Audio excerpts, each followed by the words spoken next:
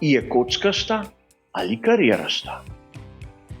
Vsakdo izmed nas, navdušencev, verjetno dobro pozna zastavo, s katero se običajno konča dirka svetovnega prvenstva Formule 1 in tudi marsikatere druge kategorije motošporta.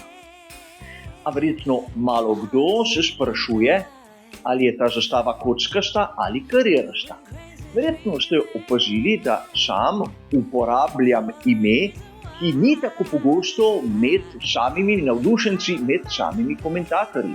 In nekateri menijo, da uporabljam napačen izraz. A najprej moramo razumeti, kakšna je definicija te zastave. Namreč vsakdo izmed nas si lahko predstavlja, kakšna je, ampak da bi jo čim bolje opisali, si bomo sposodili definicijo šahovnice iz slovarja slovenskega knjižnega jezika. Zakaj? Ker je ta zastava nekako vezana na šahovnico, vidimo v angleščini, da jo imenujejo checkered flag, v italijanščini pa naprimer bandiera Ascari.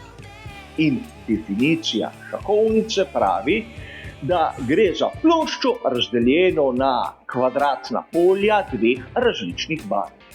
In menim, da ta definicija tukaj dobro opisuje našo zastavo. Ampak je kockasta ali karierasta? Karierast je tisti, ki ima večbarvni vzorec v obliki pravokotno se križajočih črt. Medtem ko kockast je tisti, ki ima obliko kocke. In mnogi bodo dejali, kaj pa spet pridigam, saj je jasno, nisem imel prav. Ampak v drugem pomenu lahko dobimo, da je kockast tisti, ki ima navadno večbarvni vzorec v obliki kvadratov. Sedaj, če primerjamo definicijo enega in drugega, vidimo lahko, da ni verjetno tako, kot smo si na prvi pogled mislili. Seveda obstaja razlika med kockastim in karierastim vzorcem tudi v tekstilu, a verjamem, da marsikoga to ne briga. Sedaj pa ve, kaj pomeni ena definicija, kaj pomeni druga in kakšna je razlika med obema izrazoma.